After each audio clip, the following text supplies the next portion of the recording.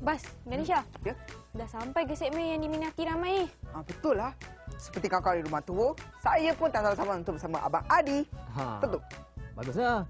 Kalau semua dah sedia, jom kita bersama Abang Adi dalam Farm Animal at Kids Kids on on 2. 2. Saksikan. Apa, Bas? Farm Animals and Kids on 2. Hai adik-adik, kita berjumpa lagi di dalam segmen Farm Animals at Kids on 2 bersama Abang Adi.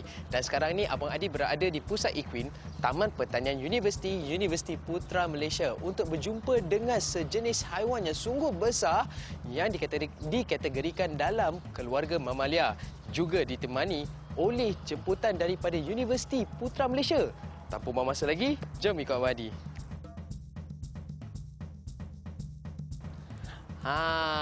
Inilah dia tetamu istimewa untuk hari ini. Haiwan ni, kuda nama dia. Dan juga ada seorang lagi tetamu istimewa yang Adi nak kenalkannya.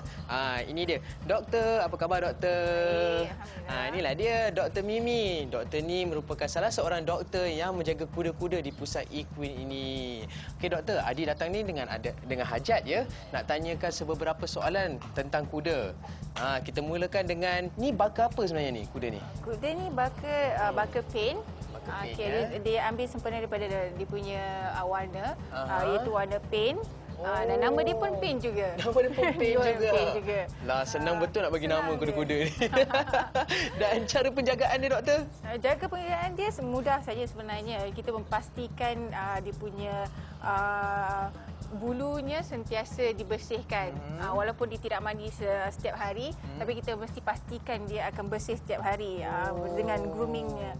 Inilah salah satu daripada peralatan untuk membersihkan kuda ya. Dan manakala ladam dia pula, sebab setahu Adi kuda yang besar macam ni kena pakai ladam. Ya, kuda dia akan pakai ladam. Dan ladamnya akan ditukar sebulan sekali mengikut kegunaannya. Kegunaan dia.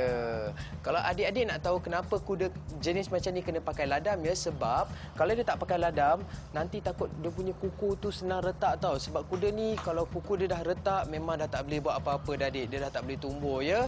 Cara untuk mengelakkan, itulah kegunaan ladam. Betul tak? Ya, betul tak doktor? Orang panggil cikgu tadi, ya Allah. Dan soalan yang terakhir.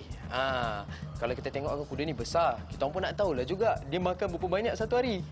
Kalau ikut besar kuda ini, dia dalam 10 kilogram satu hari. Tapi dia dibahagikan kepada 2-3 bahagian. 2-3 bahagian. Cuba adik-adik bayangkan kalau adik makan 10 kilo satu hari. Agak-agak boleh besar macam kuda tak? Okey, terima kasih banyak-banyak Dr. Mimi. Pin, terima kasih banyak-banyak. Okeylah adik-adik, sampai di sini sayangilah haiwan peliharaan adik-adik seperti mana adik-adik menyayangi diri adik sendiri. Kita jumpa lagi di Farm Animals at Kids on 2. Bye. Minggu ni kuda. Minggu depan popular ya. Kalau kawan-kawan kat mata nak tahu, pastikan bersama Abang ni lagi minggu hadapan untuk mengenali haiwan yang lain pula. Betul tu. Yelah, Bas. Jom kita rehat dulu tengok kartun lah. Boleh tu. Jadi kawan, jom kita saksikan rancangan seterusnya. Saksikan.